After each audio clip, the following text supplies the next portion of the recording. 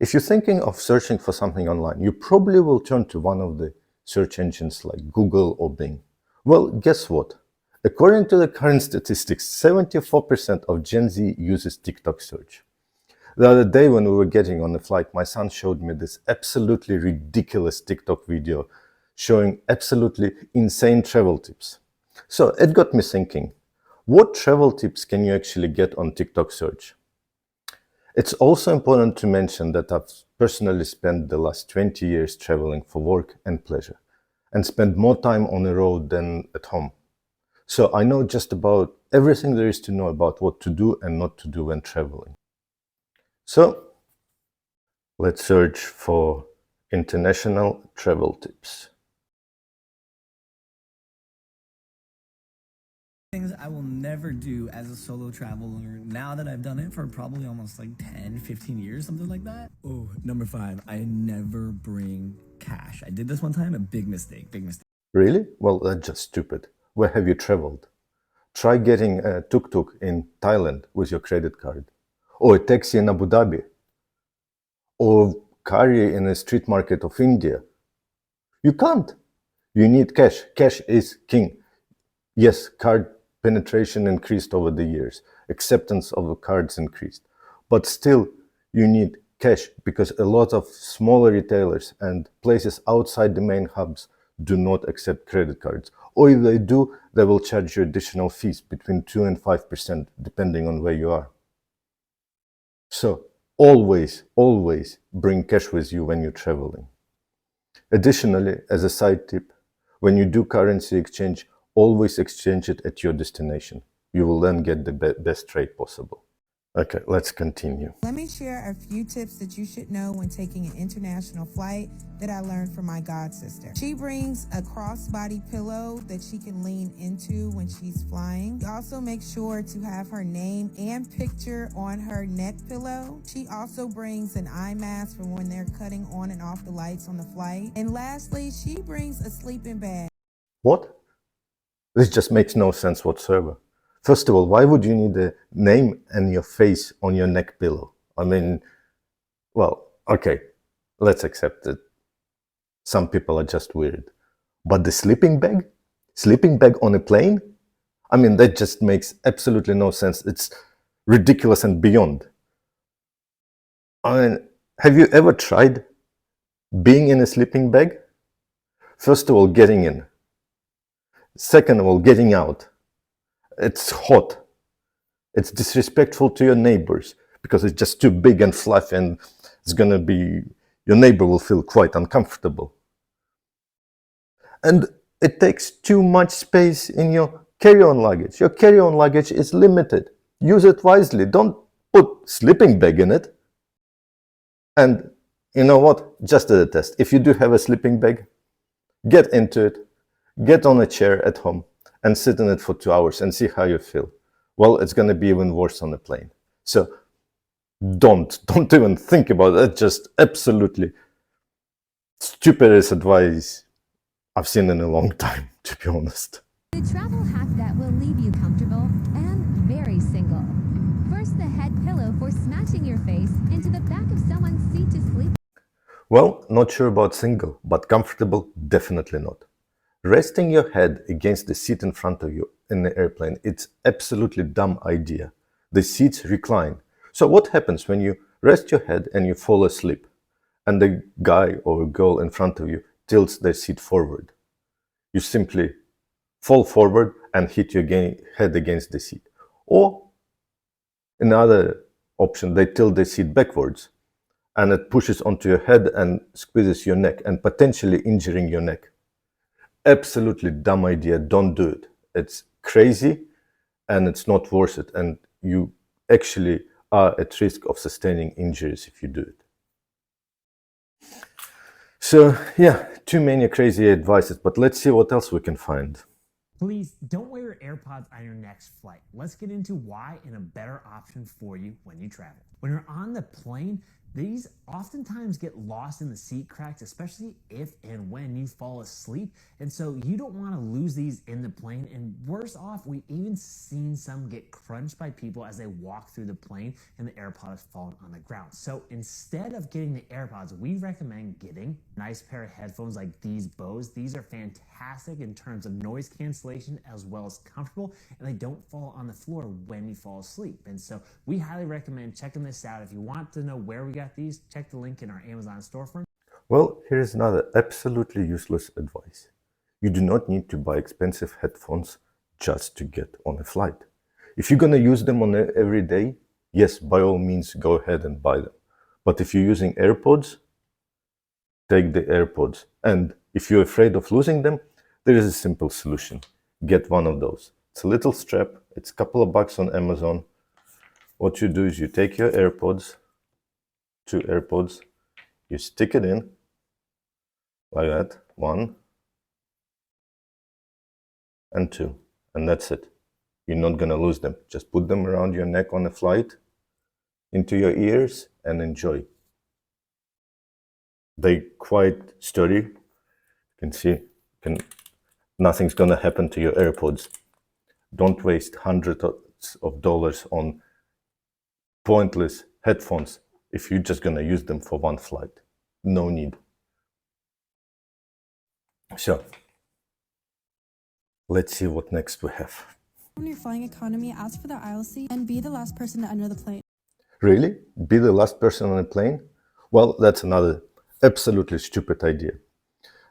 Here's why.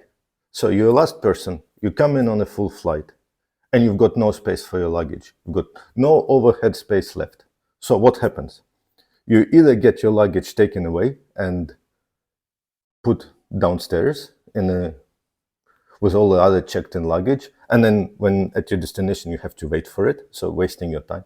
Or in many cases, and I've seen that happens a lot, your luggage, let's say you're sitting in row 8 or 9, and your luggage gets put above row 30. And what happens when you have to disembark? Well, you have to wait for everyone to get out before you can go back to the plane, to the end of the plane, get your luggage and come out. Again, wasting space. So, try, and trust me, after 20 years of traveling, try to get on a plane as fast as possible, put your luggage right above where you're sitting so you can disembark faster. Okay, let's see what's the next video.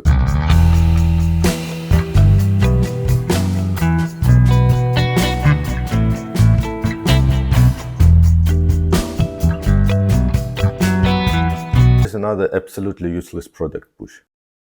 Yeah, the idea might be cool, getting on a suitcase and riding through the airport. But what about stairs? What about escalators? They're all over the airport. But that's not the main problem with that suitcase. Now, let's look into it deeper, and we'll bring up the Amazon page where they sell them. We'll scroll down to the bottom, to the product description, and look at the weight of the item. It's over 20 pounds, which is equivalent to 9 kilograms. Well, your cabin baggage allowance is usually 7. So on most airlines, you simply will not be able to take it on board. And you can't check it in because it has lithium batteries, and lithium batteries are not allowed in a checked-in luggage. So you just bought yourself, if you did, an absolutely pointless suitcase which you can't use. At the end of the day, you can't really even take it to the airport because, I mean, just going to use it once and then you'll have to leave it at the gate. Makes absolutely no sense. But let's see what else we can find. 3 travel hacks you absolutely need to know. Travel hack number 1, suction in just like Ziploc bags and label your clothes for the different outfits, different nights, etc. It makes it so much easier. You can just pull out exactly that fit. Okay, Leia's gonna give us an example. So basically just roll it up and the entire fit goes together, and then we write on the outside what it is, but we literally sit on it and you like suck the air out of it just by sitting on it, and it's so helpful. So you zip the ends so that air is only coming from like one little part in the middle, and then literally sit on it. Well, I think this person never traveled before. First of all, why would you use so many Ziploc bags? It's plastic. We're trying to get rid of plastic. We're trying not to use it. There's too much of it. Stop using plastic. Second of all, why would you label every clothes you have? Don't you know what you're packing? And lastly, by the time you pack it in and the way you squish it all in, it's going to be all wrinkled and you spend half a day ironing it on the other side. Learn how to fold. You simply fold your clothes, put it in your bag, and it comes out nice, straight, and tidy on the other end. No issues. Don't waste your time and don't pollute the planet with plastic. Okay, let's move on. This is just ridiculous. What next we have? Sleep Gadget is this blow-up mattress, but for your feet. It's a footrest. This one was actually a bit difficult to set up. It did come with a pump, but I couldn't get it to work that well. When it finally finished, it was a bit too big to go between the spaces, so I had to let out the air a bit. Okay, not sure what airline she's flying on, but most major airlines have banned those inflatable footrests long time ago. So make sure if you do decide to buy one, even though they're absolutely uncomfortable, check with your airline, because there is a high chances that they banned. Just have a look at all these airlines which completely banned them. Also, these footrests are suitable for infant children. You put them down and you put a child on top across the footrest and the seat, and they can sleep. It's not for adults. They take up all the space between the seat and the front seat, and you have no place to put the legs. And if you put the legs on top of your on that footrest, simply your knees will be in your face. It's absolutely uncomfortable and a crazy idea. So avoid them. And look at the way you have to inflate them. I mean, think about people sitting next to you. It's disrespectful. Respect your neighbor on a plane. I mean, when the flight is full, sitting in economy is sometimes can be uncomfortable. Also depends on the airline. So have some respect for people next to you. So let's see what else we can find. This is just getting ridiculous. I mean, I can do it all day, but I'll have to stop somewhere. Probably we'll do one more. Here are 3 of my favorite traveling airport hacks. First hack, you can't bring water through security, but you can bring coconuts. I've got coconut water through security, no problem. Hack number 2, you can bring 2 carry-on bags and a bag of all food onto the plane. The food bag doesn't count as a carry-on, so you can bring 3 bags if one of them is all of your food that you brought that's animal-based. Okay, this guy is just ridiculous. I mean, it's beyond ridiculous. What he's suggesting is can land you in so much trouble, including fines and potential jail time, depending on the country you're going to. First of all, coconuts are not allowed on the planes. Let's just do a quick Google search.